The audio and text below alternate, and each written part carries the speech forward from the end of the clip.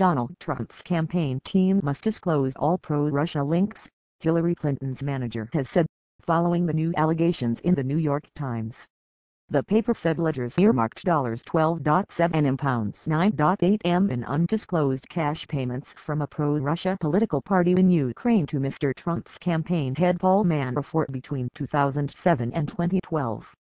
His lawyer said Mr. Manafort had not received any such payments. Mr. Trump's ties to Russia have been a frequent topic in the U.S. election.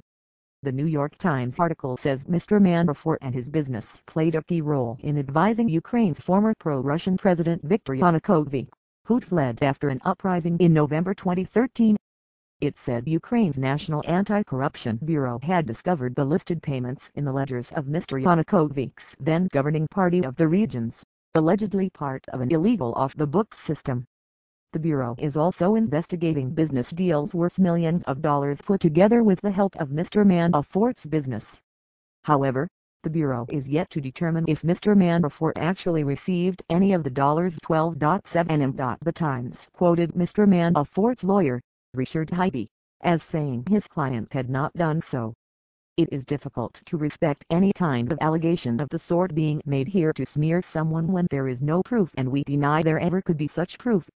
Mr. Yanukovych fled to Russia after the uprising, miring Moscow and the pro-Western government in Kiev in bitter conflict since Russia seized and annexed the Crimea region in 2014, and violence is continuing between Ukrainian troops and pro-Russian separatists in the east of the country, where some 9,500 people have been killed in more than 2 years of clashes. Obscene messages. The Democratic Party insisted questions had to be answered given the pro-Russian President Vladimir Putin policy stances adopted by Donald Trump. Mrs. Clinton's campaign manager Robbie Mook said, Donald Trump has a responsibility to disclose campaign chair Paul Manafort's and all other campaign employees and advisors ties to Russian or pro-Kremlin entities, including whether any of Trump's employees or advisors are currently representing and or being paid by them. The Democrats have accused the Russians of trying to aid Mr. Trump's campaign. Mr. Mook referred to Russian hackers believed to be behind a security breach that targeted key Democratic Party bodies this year. At the weekend, a hacker reportedly linked to Russia also posted personal contact information online of House Democratic leader Nancy Pelosi and hundreds of other Democratic Party officials. Ms. Pelosi said she was flooded with obscene and sick messages.